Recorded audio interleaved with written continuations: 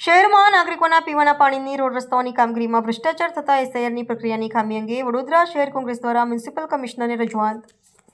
વડોદરા શહેર કોંગ્રેસ દ્વારા શહેરમાં વેરો ભરતી જનતાને હાલમાં જે રીતે પીવાનું ગંદુ અને અપૂરતા પ્રેશરથી પાણી આવી રહ્યું છે તથા રોડની કામગીરીમાં હલકી ગુણવત્તા સાથે જે રીતે ભ્રષ્ટાચાર કરવામાં આવી રહ્યો છે ત્યારે આવા કોન્ટ્રાક્ટરને ફક્ત દંડ આપીને જ નહીં પરંતુ બ્લેકલિસ્ટ કરી તેની સામે કાયદેસરની કાર્યવાહી હાથ ધરવાની રજૂઆત મ્યુનિસિપલ કમિશનરને કરવામાં આવી હતી. સાથે જ એસઆઈઆર અંતર્ગત મતદાર શુદ્ધિકરણ કામગીરી કરવામાં આવી રહી છે ત્યારે કોઈ મતદાર રહી ન જાય તે માટે અગાઉ સ્લમ વિસ્તારને દૂર કરી જે લોકોને અલગ અલગ સ્થળાંતરે સ્થળાંતરિત કર્યા છે તેઓના ડેટાના આધારે તેમના માટે મતદાર યાદી સુધારણા અંતર્ગત વ્યવસ્થા કરવામાં આવે તેવી રજૂઆત કરવામાં આવી હતી. શહેરના મોટાભાગના વિસ્તારોમાં વેરો ભરતી જનતાને પીવાના પાણી જેવી પ્રાથમિક સુવિધાઓ ઉપલબ્ધ નથી. ઠેર ઠેર ગંદા અને અપૂરતા પ્રેશરથી પાણીની સમસ્યાઓ જોવા મળી રહી છે જેના કારણે જનતાને પરેશાન થવાનો વારો આવ્યો છે.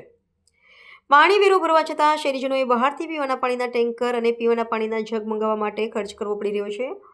જ્યારે કે ચોમાસાની ઋતુમાં રાજ્યના તમામ જળાશયોમાં પાણીની નવી આવક આવી છે અને શિયાળામાં સ્થિતિ છે ત્યારે આગામી દિવસોમાં ઉનાળામાં શું સ્થિતિ સર્જાશે.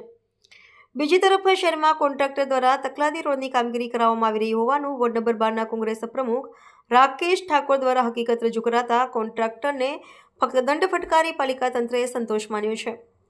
પરંતુ વડોદરા મહાનગરપાલિકા દ્વારા તેવા કોન્ટ્રાક્ટરોને દાખલો બેસે તે રીતે બ્લેકલિસ્ટ કરી તેઓ વિરુદ્ધ કાયદેસરની ફરિયાદ કરવામાં આવી છે જેથી બીજા કોન્ટ્રાક્ટરોને ભ્રષ્ટ અધિકારીઓ 100 વાર વિચાર કરે તથા હાલમાં સરકાર દ્વારા એસઆઈઆર એટલે કે મતદાર શુદ્ધિકરણની કામગીરી કરવામાં આવી રહી છે તેમાં કોઈ મતદાતા વંચિત ન રહી જાય તે માટે પાલિકા દ્વારા કોઈપણ પ્રકારના હોર્ડિંગ્સ કે બેનરો જાગૃતિ અંગે નથી લગાડ્યા. સંજયનગર, કલ્યાણનગર જેવા સ્લમ વિસ્તારને દૂર કરી તે રહેતા લોકોને અલગ અલગ જગ્યાએ આવાસોમાં મોકલી દેવામાં આવ્યા છે પરંતુ તેઓના મતદાન શુદ્ધિકરણ માટે કોઈ યોગ્ય વ્યવસ્થા કરવામાં આવી નથી. જ્યારે કે પાલિકા તંત્ર પાસે તમામ સ્લમ વિસ્તારના લોકોને ક્યાં શિફ્ટ કરાયા તેનો ડેટા છે ત્યારે આ પ્રક્રિયા પારદર્શી હોવી જોઈએ તે તમામ મુદ્દે રજૂઆત કરવા પહોંચ્યા હતા.